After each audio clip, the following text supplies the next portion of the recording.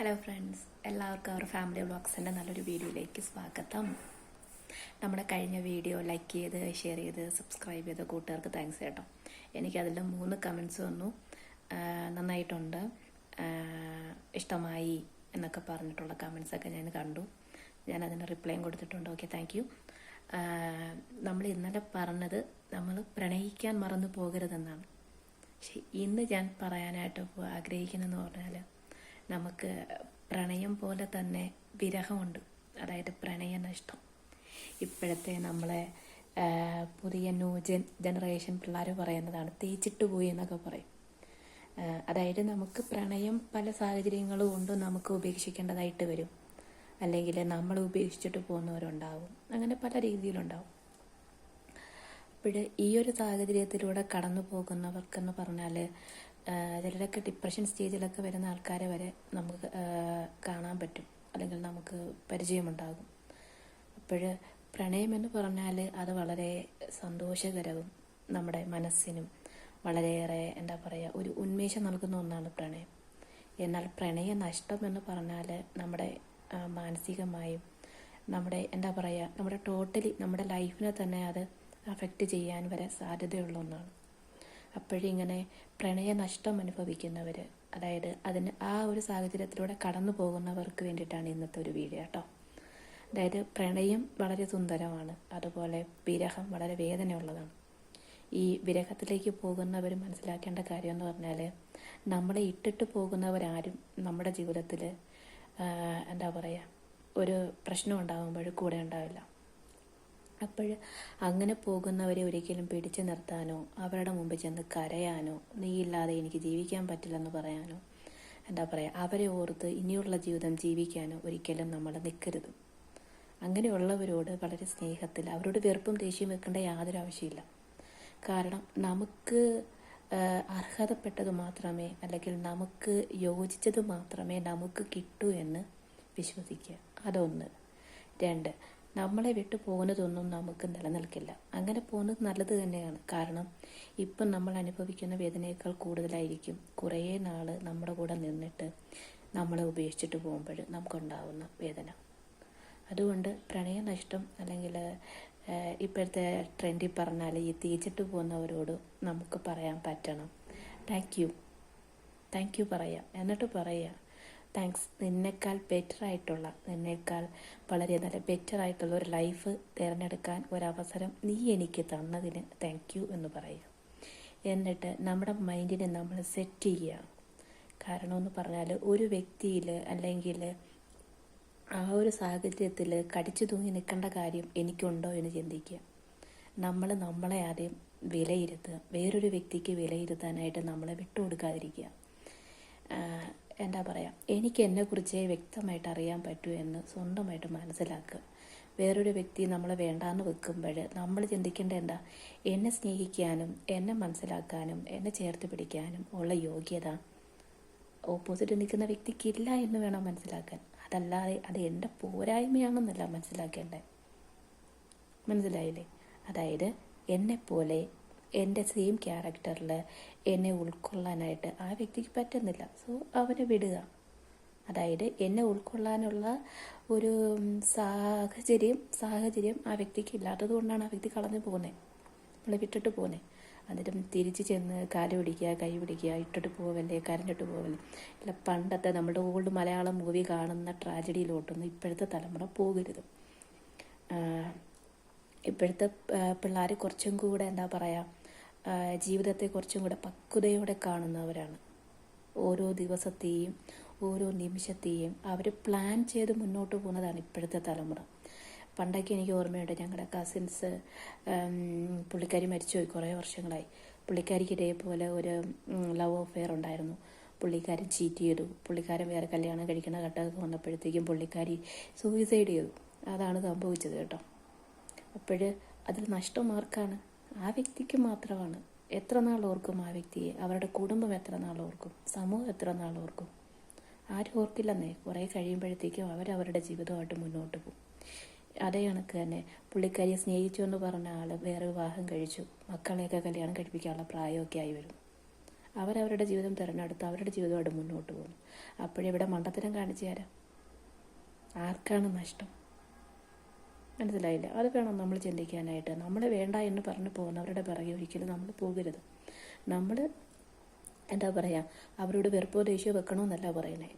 അവരോട് ഒരു thank you പറയുക, മനസ്സറിഞ്ഞ് താങ്ക് യു പറയുക. കാരണം ഇങ്ങനെ ഒരു അവസരം, എനിക്ക് രണ്ടാമതൊരവസരം റീതിങ്ക് ചെയ്യാൻ, വീണ്ടും ഒന്ന് ആലോചിക്കാൻ ഒരവസരം തന്നതിന് താങ്ക് യു പറയുക. എന്നിട്ട് നമുക്ക് യോജിക്കുന്ന ആൾ തൊട്ടപ്പുറത്തുണ്ടാവും. നമ്മൾ ഒരു മായാവലയത്തിൽ പെട്ട് ഒരാളിൽ മാത്രം നമ്മൾ സ്റ്റിക്ക് ഓൺ ചെയ്ത് നിൽക്കുന്നത് കൊണ്ടാണ് നമുക്ക് തൊട്ടടുത്തുള്ള ഏറ്റവും വിലപ്പെട്ടതിനെ കാണാൻ പറ്റാതെ പോകുന്നത്. സോ അവൻ വേണ്ട, അല്ലെങ്കിൽ ആ വ്യക്തിക്ക് വേണ്ട, അല്ലെങ്കിൽ ആ പെൺകുട്ടിക്ക് വേണ്ട എന്ന് പറഞ്ഞ് പോകുമ്പോഴും പോട്ടെ എന്ന് കരുതി ജീവിതത്തെ മുന്നോട്ട് കൊണ്ടുപോവുക. അതല്ലാതെ സൂസൈഡ് ചെയ്യുക, അയാളെ ഓർത്ത് ബാക്കിയുള്ള ജീവിതം ജീവിക്കുക, അതൊന്നും ഇപ്പോഴത്തെ കാലത്ത് ഒരിക്കലും പോസിബിൾ അല്ല. അത് നമ്മൾ കാലഘട്ടത്തെ മാത്രമല്ല, ഇപ്പോഴത്തെ നമ്മുടെ ചിന്താഗതികളിൽ അതിന് ഒരുപാട് മാറ്റമുണ്ട്. മനസ്സിലായില്ലേ? പിന്നെ ഏറ്റവും ട്രൂ ലവ് തിരിച്ചറിയുക, യഥാർത്ഥ പ്രണയത്തെ തിരിച്ചറിയുക. യഥാർത്ഥ പ്രണയം എന്ന് പറഞ്ഞാൽ തിരിച്ചൊന്നും പ്രതീക്ഷിക്കാതെ, നമുക്ക് കുറ്റങ്ങളുണ്ടെങ്കിലും നമ്മളെ ചേർത്ത് പിടിച്ച് ആ കുറ്റങ്ങളെ പറഞ്ഞ് തിരുത്തുന്നവരായിരിക്കണം, കൂടെ നിൽക്കുന്നവരായിരിക്കണം. നമുക്ക് വിശ്വസിക്കാൻ പറ്റുന്ന ഒരു വ്യക്തിയായിരിക്കണം. ഇപ്പോഴത്തെ കാലത്ത് നമുക്ക് പറയാനാണെങ്കിൽ നമ്മുടെ സ്വന്തം നിഴലിനെ പോലും നമുക്ക് വിശ്വസിക്കാൻ പറ്റത്തില്ല എന്നുള്ള ഒരു കാലഘട്ടമാണ്. പക്ഷേ ഞാൻ അതിനോട് യോജിക്കുന്നില്ല. കാരണം നമുക്ക് നമ്മളിൽ വിശ്വാസം ഉണ്ടാവണം, നമുക്ക് നമ്മളിൽ ഒരു സ്നേഹം ഉണ്ടാവണം, ബഹുമാനം ഉണ്ടാവണം. നമുക്ക് വ്യക്തമായ ഒരു കാഴ്ചപ്പാടുണ്ടാവണം. ഇതൊക്കെ ഉണ്ടെങ്കിൽ ഒരു പരിധിവരെ ഇങ്ങനെയുള്ള അപകടങ്ങളിൽ ചെന്ന് പെടാതെ നമുക്ക് സേഫായിട്ട് നിൽക്കാനായിട്ട് പറ്റും. പിന്നെ ചെയ്യേണ്ട വേറൊരു കാര്യം എന്ന് പറഞ്ഞാൽ, നമ്മൾ എന്ത് കാര്യവും നമ്മുടെ ഫാമിലിയായിട്ടും നമ്മുടെ പാരൻസുമായിട്ടും നമ്മൾ ഷെയർ ചെയ്യുക. നമ്മളൊരിക്കലും ഇങ്ങനെ ഒരു പ്രണയഭംഗങ്ങളൊക്കെ സംഭവിക്കുമ്പോൾ നമ്മൾ എന്ത് ചെയ്യണം, എന്ത് ഒരു തീരുമാനത്തിൽ എത്തണം എന്ന് നമ്മളിങ്ങനെ പകച്ചു നിൽക്കുന്ന സന്ദർഭങ്ങളിൽ നമുക്ക് ആ ഒരു ടൈമിന് നമുക്ക് എങ്ങനെ അതിജീവിക്കണമെന്ന് പോലും അറിയാൻ പറ്റാത്ത ഒരുപാട് പിള്ളേരുണ്ട്. അപ്പോൾ അവർ ചെയ്യേണ്ട കാര്യമെന്ന് പറഞ്ഞാൽ, നമ്മുടെ ഫാമിലിയായിട്ട് കൂടുതൽ സമയം ചിലവഴിക്കുക, നമ്മൾ മനസ്സിലാക്കുന്ന നമ്മുടെ കൂട്ടുകാരുമായിട്ട് കുറേ സമയം ചിലവഴിക്കുക. പിന്നെ കുറേ സമയം നമ്മൾ ഒറ്റയ്ക്കിരുന്ന് നമ്മളെക്കുറിച്ചൊന്ന് ചിന്തിക്കുക. എന്തുകൊണ്ടാണ് ഇത് സംഭവിച്ചത്?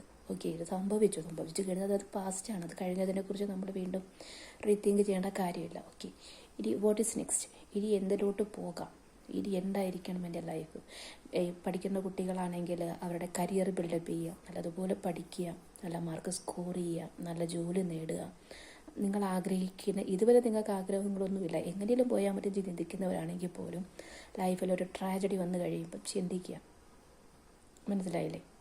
നല്ല ക്വാളിഫിക്കേഷൻ നേടിയെടുക്കാൻ നോക്കുക, നല്ല ജോലി നേടുക, ഇപ്പോഴുള്ള സ്റ്റാൻഡേർഡിനെ കുറച്ചും കൂടെ മെച്ചപ്പെടുത്താനായിട്ട് നോക്കുക. വർഷങ്ങൾക്ക് ഇപ്പുറം നിൽക്കുമ്പോഴത്തേക്കും, ഒരുപാട് നാൾ മുമ്പോട്ട് പോയി കഴിയുമ്പോഴത്തേക്കും, ഇന്ന് നമ്മളെ വേണ്ട എന്ന് പറഞ്ഞ് നമ്മളെ തള്ളിക്കളഞ്ഞ് നമ്മൾ അവോയ്ഡ് ചെയ്ത് നമ്മളെ ഒറ്റപ്പെടുത്തി പോകുന്നവർ നാളെ ഒരു സമയം തിരിച്ചു വരാൻ ആഗ്രഹിക്കും, അല്ലെങ്കിൽ ദൂരെ നിന്നും ആഗ്രഹിക്കും, ഞാൻ അവളെ മിസ് ചെയ്യേണ്ടായിരുന്നു, അല്ലെങ്കിൽ ഞാൻ അവനെ മിസ് ചെയ്യേണ്ടായിരുന്നു. ഇന്ന് കണ്ടില്ലേ അവൻ്റെ അവസ്ഥ, കണ്ടില്ലേ അവൻ്റെ ലെവല്, കണ്ടില്ലേ അവൻ്റെ സ്റ്റാൻഡേർഡ്, കണ്ടില്ലേ? ഓക്കെ, നമുക്ക് അങ്ങനെ ആ ഒരു സിറ്റുവേഷനിലോട്ട് വരണമെങ്കിൽ നമ്മുടെ ഇന്ന് നമ്മൾ കടന്നു പോകുന്ന നമ്മുടെ മനോഭാവം, നമ്മുടെ ചിന്തകൾ, അങ്ങനെയുള്ള ഇതിൽ നമുക്കൊരുപാട് മാറ്റങ്ങൾ നമ്മൾ വരുത്തണം.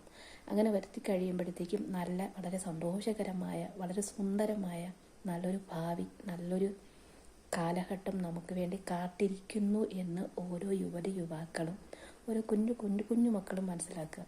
കാരണം എന്ന് പറഞ്ഞാൽ, പ്രണയം നഷ്ടം എന്ന് പറയുന്നത് ഒരിക്കലും ജീവിതത്തിൻ്റെ അവസാനമല്ല, അത് ജീവിതത്തിലേക്കുള്ള ഫസ്റ്റ് ടേണിംഗ് പോയിൻ്റ് ആണെന്ന് വേണം കരുതാനായിട്ട്. മനസ്സിലായില്ലേ? നമുക്ക് നമുക്ക് ഈ ഇപ്പോഴത്തെ പിള്ളേരൊക്കെ എന്ന് പറഞ്ഞാൽ ഈ നമ്മൾ +2 ഒക്കെ കഴിയുമ്പോഴത്തേക്കും ഒരു 18 വയസ്സൊക്കെ പൂർത്തിയാകുമ്പോഴത്തേക്കും ആൺകുട്ടിയായാലും പെൺകുട്ടിയായാലും ലൈസൻസ് എടുക്കുന്നു, അവർ വണ്ടി എടുക്കുന്നു, അവർ വണ്ടി ഓട്ടിക്കുന്നു. ഓക്കെ, നമ്മൾ പോകുന്ന വഴി തെറ്റാണ് എന്ന് ബോധ്യം വന്നു കഴിഞ്ഞാൽ, അല്ലെങ്കിൽ ഞാൻ പോകേണ്ട ലൊക്കേഷൻ ഈ വഴിയാണ്, അല്ലെങ്കിൽ ഈ വഴിയല്ല, അല്ലെങ്കിൽ ഇതിലെ പോകണ്ട എന്ന് നമ്മൾ ആ വഴി യാത്ര ചെയ്ത് കഴിയുമ്പോഴാണ് നമുക്ക് മനസ്സിലാകുന്നത് ഇത്രയും വളഞ്ഞു പോകേണ്ട കാര്യമില്ല, സ്ട്രെയിറ്റ് പോയാൽ മതി. അതായത് നമ്മൾ യാത്ര ചെയ്ത് കഴിയുമ്പോഴാണ് നമുക്കത് മനസ്സിലാവുന്നത്. അന്നേരം നമ്മൾ പിന്നെ എന്ത് ചെയ്യും? പിന്നെ നമ്മൾ ആ വഴി പോകില്ല. അത് അപകടം പിടിച്ച മേഖലയാണ് എന്ന് കണ്ടു കഴിഞ്ഞാൽ നമ്മൾ ആ വഴി പോകത്തില്ല. അതേ കണക്ക് തന്നെയാണ് ജീവിതവും. നമ്മൾ യാത്ര ചെയ്യുന്നു, യാത്ര ഒരു സ്റ്റേജിലെത്തുമ്പോൾ നമുക്കവിടെ സ്റ്റക്കാകുന്നു, നമുക്ക് മുന്നോട്ട് പോകാൻ പറ്റുന്നില്ല. സോ നമ്മളവിടെ കുറേ നേരം വെയിറ്റ് ചെയ്യുക, ദെൻ റിവേഴ്സ് എടുക്കുക, തിരിച്ച് ജീവിതത്തിലേക്ക് തിരിച്ചു വരിക. അല്ലാതെ അവിടെ സൂയിസൈഡിനോ അങ്ങനെയുള്ള ഒന്നിനും യാതൊരു പ്രാധാന്യം കൊടുക്കാതിരിക്കുക. നമ്മുടെ ജീവിതം അതല്ല, അതിനപ്പുറത്തൊരു ജീവിതം നമ്മളെ കാത്തിരിപ്പുണ്ടെന്ന് ചിന്തിക്കുക. ഓക്കെ, അപ്പോൾ വളരെ എന്താ പറയുക, ഊർജ്ജസ്വലതയോടെ വളരെ ആഗ്രഹത്തോടെ ജീവിതത്തെ സ്നേഹിക്കാനും ജീവിതത്തെ കൊണ്ടുപോകാനും അതിലൂടെ നല്ല നമ്മുടെ സമൂഹത്തിനും നമ്മുടെ കുടുംബത്തിനും നമ്മുടെ മാതാപിതാക്കൾക്കും നമുക്ക് ചുറ്റുമുള്ളവർക്കും നമ്മളിലൂടെ സന്തോഷം കൊടുക്കാനായിട്ട് സാധിക്കണം.